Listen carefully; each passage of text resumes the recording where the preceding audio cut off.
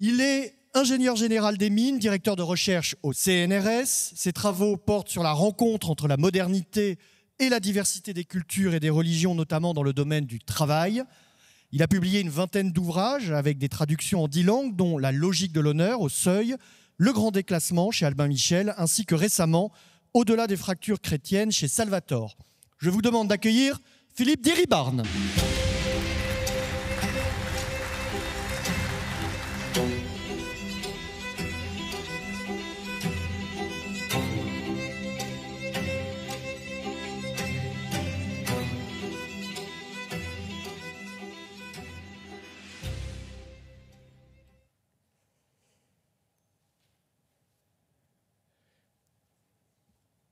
Merci de m'avoir convié à cette réunion fort intéressante et fort sympathique. Et donc, je dois vous parler de comment comprendre qu'au sein du monde industriel dont on vient de nous parler, on trouve des manières de travailler et de concevoir le travail aussi différentes dans des pays qui sont aussi bien des pays comme proches, la France, l'Allemagne, l'Angleterre, ou les États-Unis encore. Au départ, je crois qu'il faut comprendre l'extraordinaire difficulté de combiner deux choses. De combiner d'une part la situation du travailleur salarié dépendant d'un patron, dépendant de supérieurs,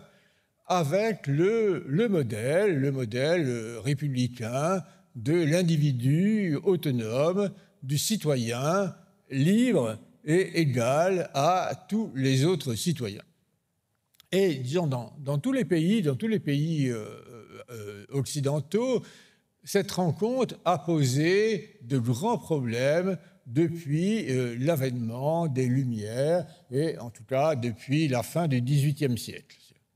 Dans un premier temps, il a été considéré que le fait d'être dans une position de travailleur dépendant d'un patron était incompatible avec le statut de citoyen, et toute une partie de la population a été privée du statut de citoyen, et en particulier privée du droit de vote.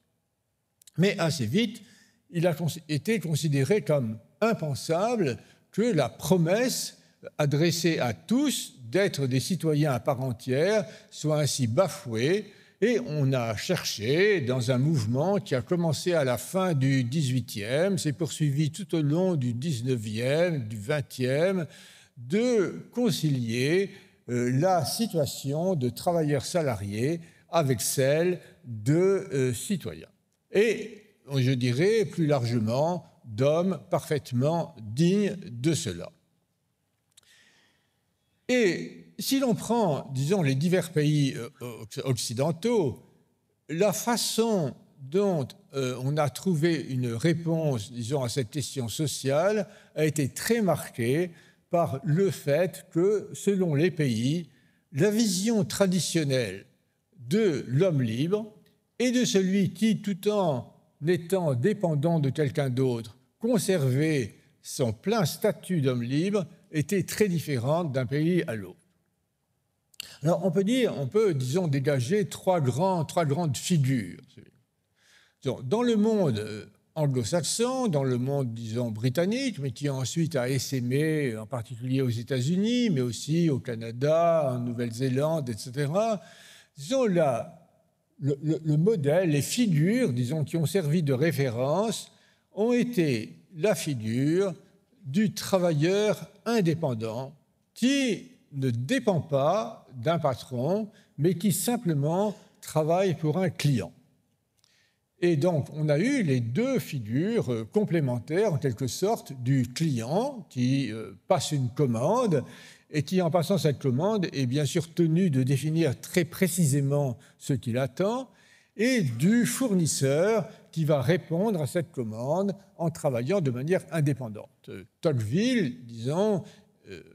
étudiant les États-Unis dans la première moitié du XIXe siècle, avait été très frappé par le fait que le mode de relation entre le président des États-Unis et le peuple était le même que le mode de relation entre ce qu'il appelait un domestique et son maître. et que dans les deux cas, il s'agissait de trouver un rapport régi par un contrat qui définissait très précisément les droits de celui et les devoirs de celui qui travaillait. Dans le monde germanique, disons au sens large, en prenant l'Allemagne, mais aussi toute une bonne partie de l'Europe du Nord, ou même vers le sud, la Slovénie par exemple, une autre figure s'est imposée, celui du membre d'une communauté qui va participer aux décisions que va prendre la communauté et qui va obéir non pas à un chef, mais qui va obéir aux décisions qu'il a contribué à prendre au sein de la communauté. Et disons, dans cette vision germanique, le supérieur est plutôt une sorte de primus inter pares qui va être un animateur de la communauté. Et enfin, en France, et là on peut retrouver ce que disait Péguy, que j'ai fort admiré, on retrouve cette idée de l'honneur. Alors là où je me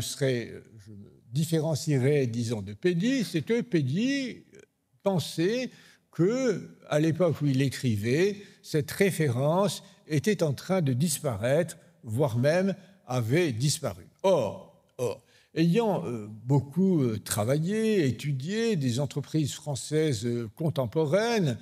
j'ai retrouvé, et je dois dire que non pas pour la trouver dans la littérature, mais confronté aux données d'expérience, aux données d'enquête, j'ai retrouvé la même référence. Et j'étais très frappé, disons, dans ce qui a été dit à propos de Péguy, disons, de cette image du travailleur qui, quand il faisait une chaise, se souciait de ce que l'ensemble de la chaise soit parfaite et pas seulement, disons, les parties qui étaient visibles par celui qui allait utiliser la chaise. Et ça m'a frappé parce que je me souviens d'une discussion avec un ingénieur de l'automobile, disons, il y a quelques années, qui me disait que la grande différence entre les automobiles françaises et les automobiles américaines était que pour les Américains, seules comptaient les parties de véhicules qui étaient accessibles aux clients et qui avaient de la valeur donc pour le client. Et que, m'avait-il dit, pour nous, Français, ingénieurs de l'automobile français, ce qui compte, c'est l'ensemble de l'automobile et que tout doit être parfait, aussi bien ce que nous voyons que ce que nous ne voyons pas. Alors ce modèle, si vous voulez, cette référence a vraiment toute une histoire, disons, avec des moments où elle était sévèrement mise en cause, et puis des moments où elle a, en quelque sorte, elle est renée de ses cendres. Voilà. Au moment de la Révolution française, si vous voulez, avec la loi Le Chapelier, disons, là, la volonté de détruire les corporations, disons, justement, ce modèle de celui qui a son métier, qui est fier de son métier, qui a été donc superbement exprimé par Péguy, a été remis en cause au nom d'une vision contractuelle des rapports entre le salarié et son employeur. Mais à son tour, disons, cette vision contractuelle a été extrêmement critiquée en considérant qu'elle reproduisait... Avec Liselotte, vous le savez, c'est un grand opéra européen. Ça se passe ici dans l'amphithéâtre, mais aussi sur les très nombreux stands qui nous accompagnent, dans les expositions, puisque chaque année, depuis notre premier colloque consacré à l'univers esthétique des Européens, nous demandons aux artistes de faire jouer eux aussi leur petite musique et d'exprimer à leur façon de travailler le thème annuel. Cette année, celui du travail et de la création artistique. Et ils nous ont produit de magnifiques œuvres que vous pouvez... Disons, limite, c'est des riz. Je dirais que dans le modèle anglo-américain, eh bien, là, cette référence, disons, contractuelle, est tout le temps menacée de se voir transformée, disons, au nom de la liberté, dans ce que l'on a appelé le règne du renard libre dans le poulailler libre. Je Je pense que certains d'entre vous connaissent le film américain célèbre Les raisins de la colère, reprenant un roman de Steinbeck, dans lequel on voit ce que donne cette théorie, disons, de la liberté contractuelle absolue, dans laquelle elle conduit en fait à une domination de l'employeur sous l'employé. Et on peut penser, disons, à la fameuse formule de Lacordaire entre le fort et le faible, c'est la liberté qui opprime et c'est la loi qui affranchit. Et donc, il y a eu toute une histoire, disons, on a parlé au XIXe siècle de wage slavery pour distinguer l'esclavage du salariat, pour parler de cette dérive. Et on a eu toute une série, disons, d'allers-retours avec en particulier, disons, la période du New Deal dans la fin des années 30, dans lequel on a essayé d'équilibrer, disons, ce rapport contractuel, et puis, disons, après la chute du communisme, un retour en flamme d'un libéralisme intégral, avec de nouveau le renard libre et le poulailler libre, puis de nouveau actuellement un retour, disons, dans le sens contraire. Alors, dans l'univers, si vous voulez, germanique, la dérive est que la force de la communauté conduise à un poids tel que l'individu soit soumis à la communauté. Et les études historiques qui ont été faites, par exemple, sur la période nazie, montrent que beaucoup de très braves gens, bons époux, bons pères de famille, qui n'auraient jamais fait de mal à leurs chiens, ont participé à l'affaire de la Shoah parce que c'était leur tâche et que c'était la tâche que la communauté leur avait confiée.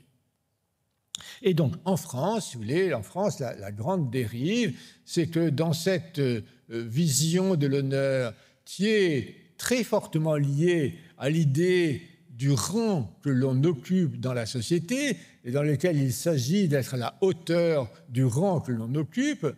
que ce rang soit un rang très élevé dans la société ou un rang très modeste, risque de dégénérer dans un rapport dans lequel l'arrogance des puissants va de pair avec le ressentiment des humbles. Et on a, dans l'histoire de France, disons, de nombreuses périodes d'évolution dans ce sens. Et je pense que c'est une évolution dans ce sens que dénonçait Pédy. Mais enfin, après Pédy, disons, il y a eu des rebondissements. Et par exemple, on peut être frappé par le fait que dans les années 30 du XXe siècle, donc bien après Pédy, est apparue la catégorie bien française, disons, des cadres,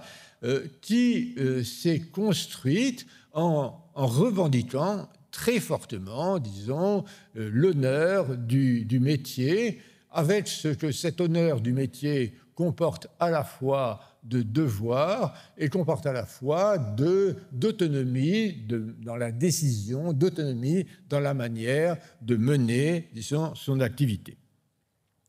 Et cette référence, disons, des cadres, il est frappant, disons, qu'elle se soit construite en référence au modèle de l'officier, donc s'est beaucoup inspiré, disons, des travaux de Lyautey sur l'officier, et donc a repris cette même, au fond, vision de la grandeur, disons, du refus de déchoir, et du refus de déchoir qui serait possible soit en acceptant de se soumettre à des décisions inacceptables, soit en n'étant pas à la hauteur du rôle que l'on a, de la place que l'on tient. Disons, et ce que disait Pédy, si vous voulez, sur le caractère lamentable de ceux qui ne pensent qu'à tirer au flanc, enfin, est quelque chose qui, certes,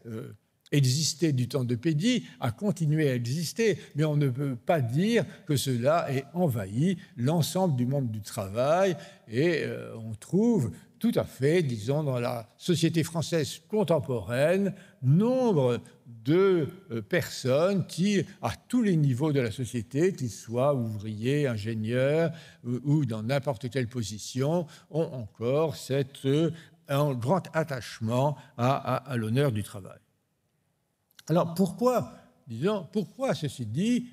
a-t-on quand même actuellement, de nos jours, ce sentiment de malaise autour du travail et d'un malaise qui est spécialement développé en France. Je pense que vous avez remarqué, comme tous, que alors que dans la plupart des pays européens, l'âge de la retraite est plutôt vers 67 ans, et que le nombre de pays sont en train de le rapprocher de 70 ans, en France, le désir d'arrêter de travailler est tel qu'on a des revendications visant à le ramener à 62 ans, et que 64 ans est déjà réputé un âge insupportable. Donc pourquoi, disons, cette insatisfaction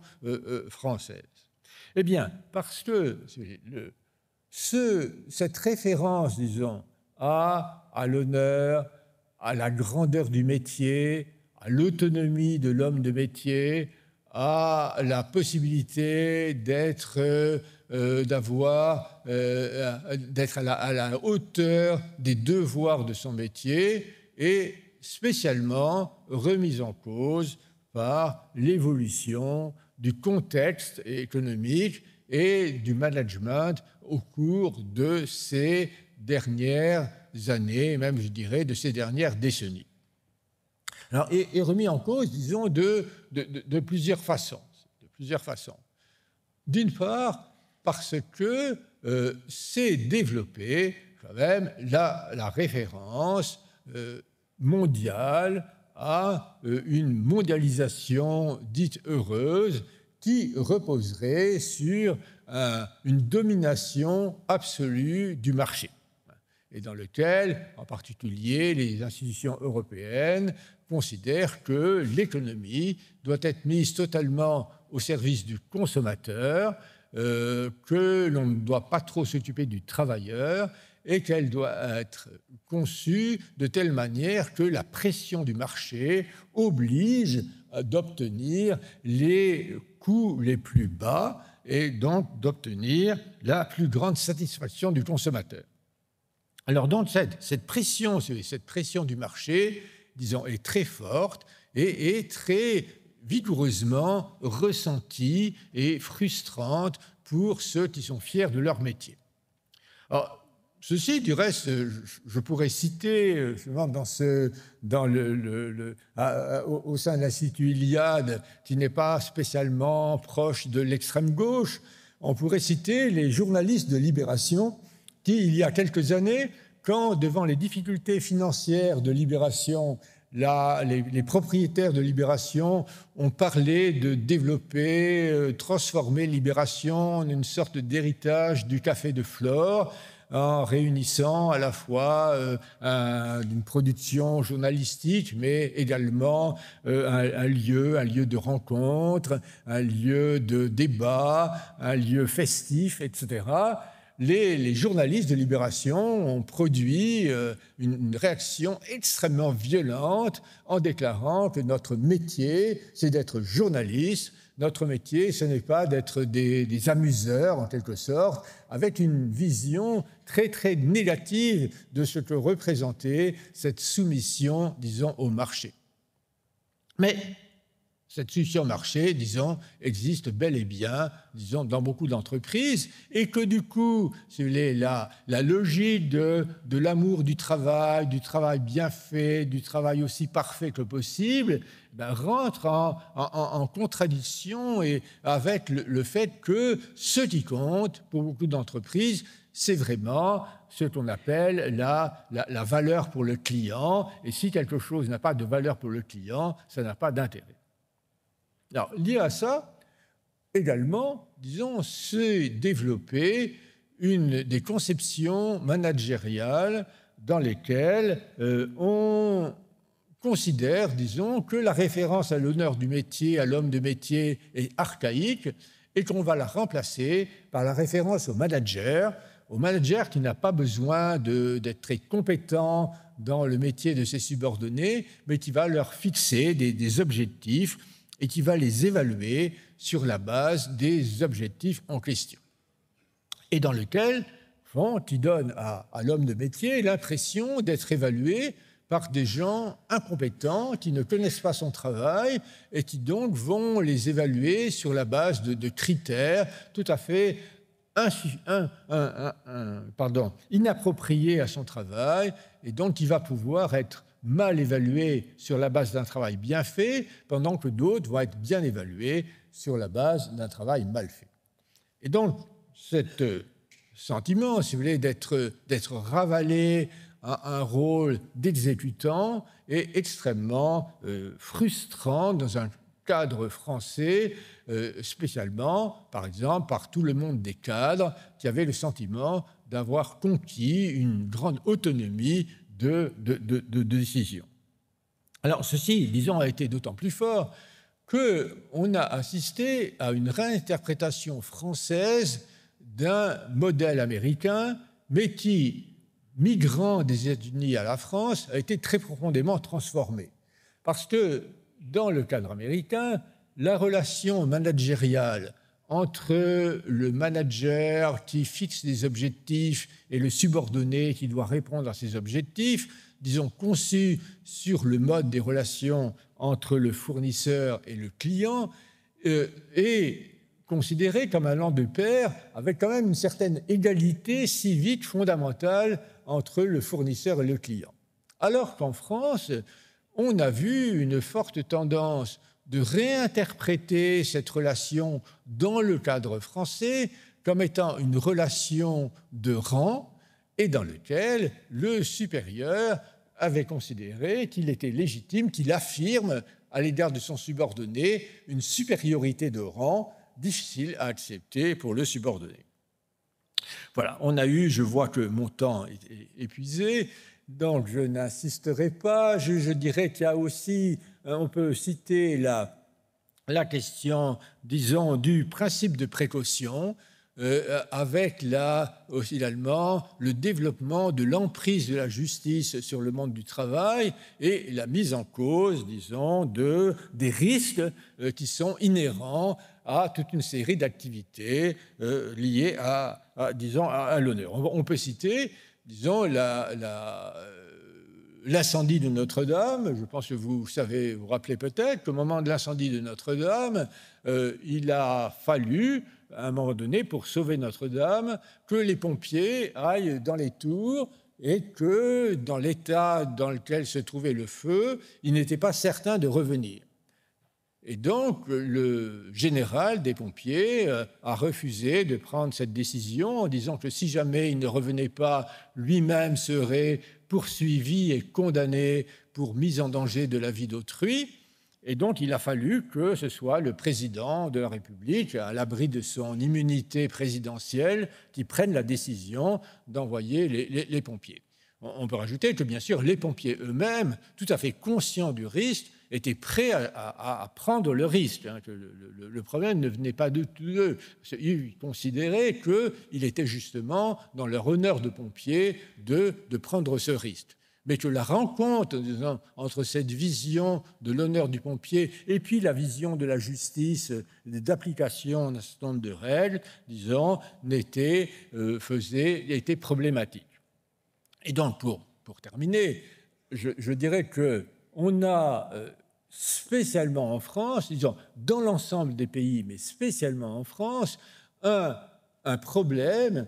de collision entre, du côté, une vision idéale du travail, une vision idéale des rapports du travail, qui est en France une vision très centrée sur la fierté du métier, le désir d'accomplir une œuvre, le désir d'avoir la liberté d'accomplir cette œuvre et d'être au service d'une grande cause, et puis un contexte à la fois géopolitique, économique, législatif, etc., qui a été conçu en ne tenant absolument aucun compte de cette manière de concevoir le travail, et qui, du coup, se trouve en de nombreuses situations, disons, dans un télescopage avec cette vision du travail. Merci. Merci Philippe Diribarne.